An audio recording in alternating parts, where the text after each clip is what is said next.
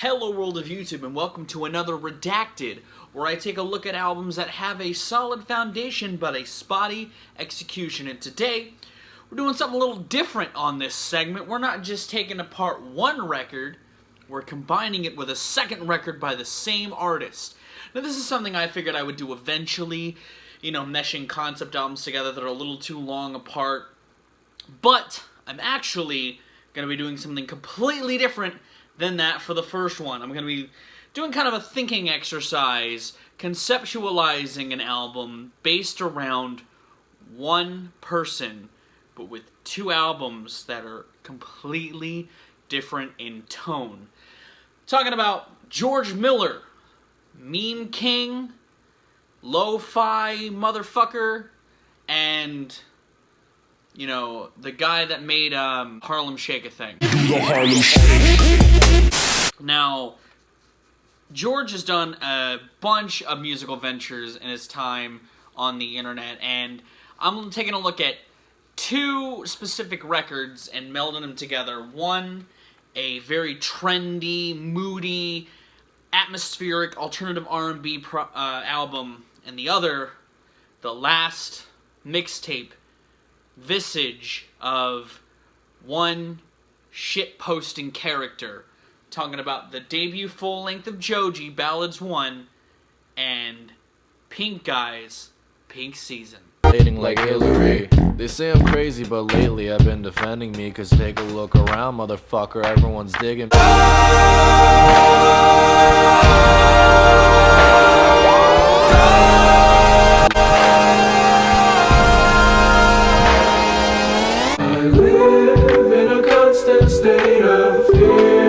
Now, on the surface, these records have no cohesion between them whatsoever. However, I've sat with these two records a lot, and I thought, what if you had kind of a Jekyll and Hyde sort of scenario?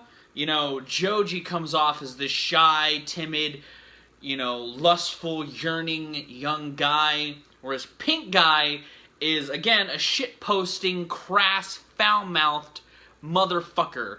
So I figured I would have the songs from Pink Season that weren't so memey and shit-posty mashed together with a lot of the not-so-drug-infused but somber looks out into the world at people from Ballads 1.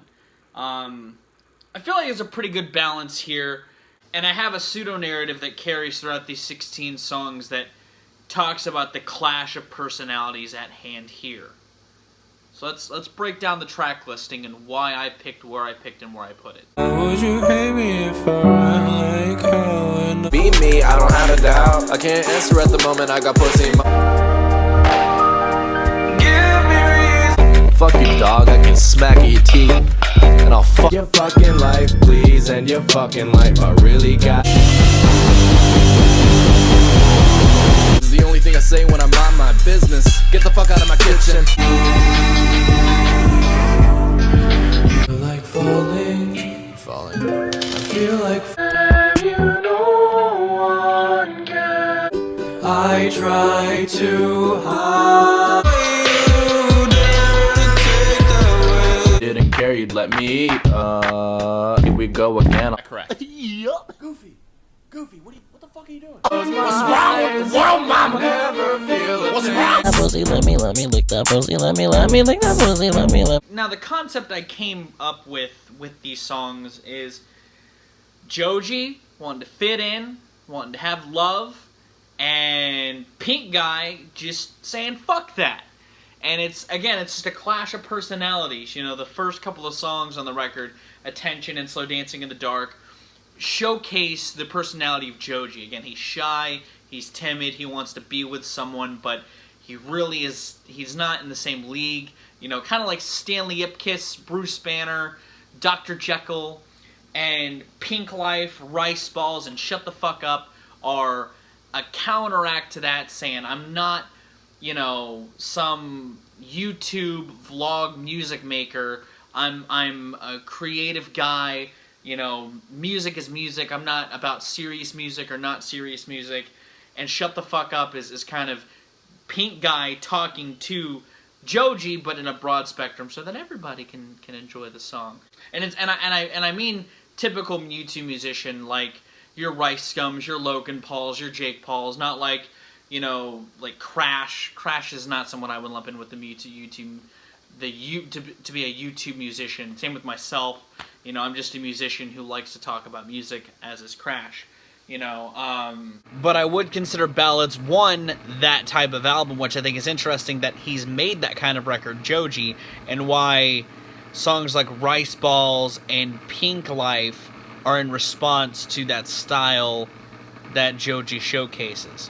And I put the tracks where they were for a particular reason, to show the devolving of Joji and the consistency of Pink Guy as far as like the narrative of the record goes. Because Why Am I Still in LA is kind of a lashing out at Pink Guy, a kind of stern, angry. It gets really fucking noisy while also being yearnful and pondering exes and being forlorning. And again, Dumpling is just that same old, you know, kind of the counterpoint to that, what you would want to do to an ex, you know what I mean? While being affirmation that the character of Pink Guy just doesn't give a fuck.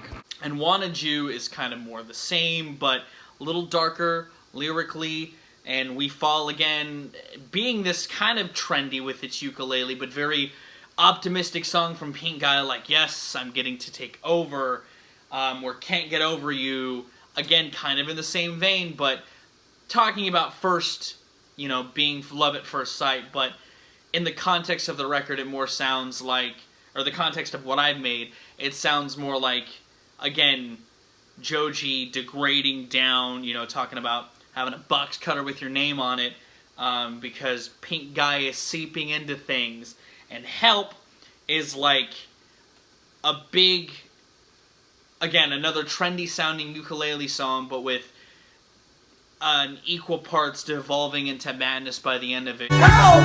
Help! Help! Help! Help! Help! Help! Being up front with the problem, it's kind of a song where George talks about being Joji and Pink Guy and having both worlds collide before I'll See You in 40 happens, which is the send-off for Ballads, and overall Joji, the character, is leaving to let Pink Guy take the reins with some of the best parts of Pink Season. Fried Noodles, which is still probably the best thing Joji's put together ever, well, George. And it's got the hip-hop style of Pink Season with the trendy melodic sound of Ballads morphed together before devolving more into nonsense with Goofy's Trial, Be Inspired, and Hot Nickel Ball and a Pussy, which are just all three just anti-climaxes to the record that I feel like if Pink Guy were this, you know, postmodern, gelatinous being, he would end a record with those three kind of anti-climaxes.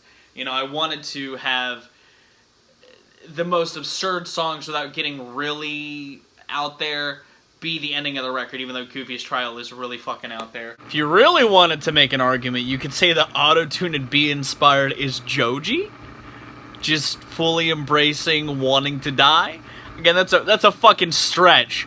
But if I'm already making a story out of two records that don't have a fucking story, there's that.